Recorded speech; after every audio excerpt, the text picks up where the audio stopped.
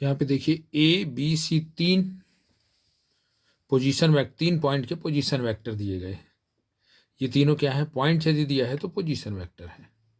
हमको प्रूव करना है कि जो तीनों पॉइंट ए बी सी हैं ये क्या है, कोप्लेनर है, और दूसरा प्रूव करना है कोलिनियर है।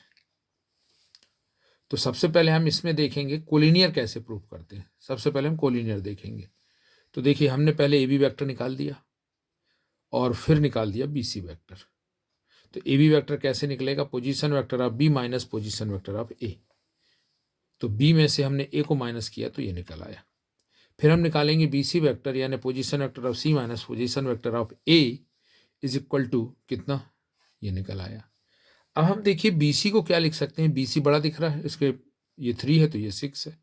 तो बी सी वैक्टर को हमने लिखा और उसमें से कुछ ऐसा स्केलर काउंट कॉमन किया, ये 2 कॉमन हुआ, और कॉमन होने के बाद अंदर जो वेक्टर बच रहा है वो ए बी वैक्टर के दूसरे वेक्टर के इक्वल आ रहा है। तो हम इसको लिख सकते हैं twice of A B vector. इसको हम क्या लिख सकते हैं, twice of A B vector. ये हो जाएगा twice of A B vector.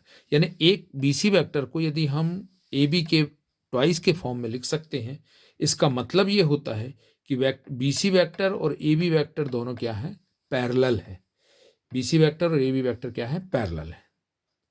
Collinear हमको प्रूव करना है, लेकिन ये क्या हमने अभी निकाला कि ये पैरेलल है। यानी ये फॉर्मूला क्या हो जाएगा, यदि एक वेक्टर को दूसरे वेक्टर के किसी स्केलर मल्टीपल के फॉर्म में लिख सकते हो तो वो दोनों वेक्टर क्या होंगे, पैरेलल होंगे। अब 3 point A B C lies on a plane, अब तो पैरेलल हो गए, हैंस कोप्लेनर। तो ये कोप्लेनर नहीं होंगे, ये कोप्लेनर की कंडीशन नहीं है, ये किसकी कंडीशन है, कोलिनियर की कंडीशन है।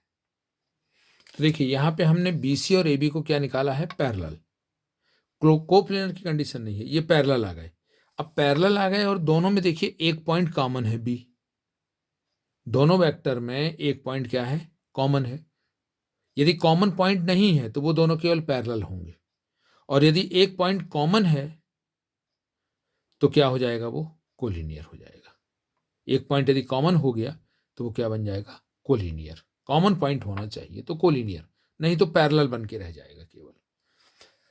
यदि हमको मान लीजिए कोलिनियर प्रूफ करना है तो एक अलग मेथड है। देखिए हमने ए सी का मॉडुलस निकाल लिया और ए बी का मॉडुलस और बी सी का मॉडुलस, यानी जो बड़ा वाला जो मैग्नीट्यूड है वो अदर 2 के प्लस के यदि इक्वल मिल गया तो वो जो पॉइंट है ए बी सी वो क्या हो जाते हैं, कोलिनियर हो जाते हैं। यहाँ पे ए सी वैक्टर है और ए और सी क्या है, पॉइंट है।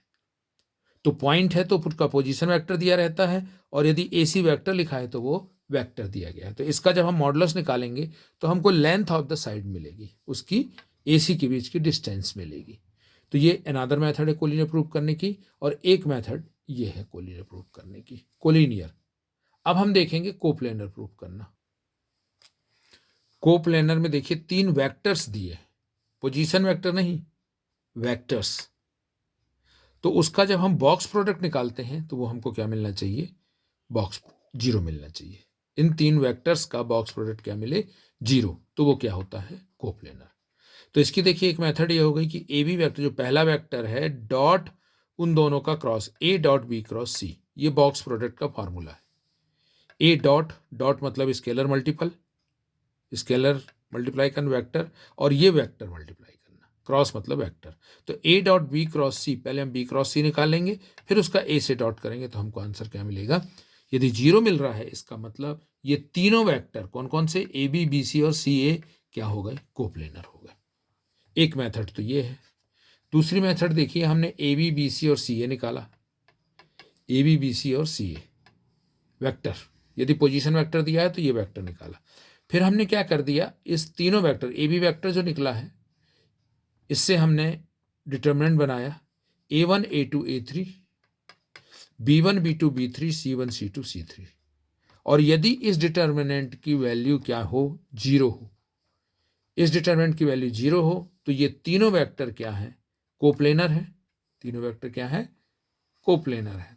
और डिटर्मिनेंट जो हम सॉल्व करते हैं तो इस डिटर्मिनेंट के सॉल्व करने का ये फार्मूला है, you have already done, determinant वाले चैप्टर में है, लेकिन आप इस फार्मूले से भी डायरेक्ट सॉल्व कर सकते हैं।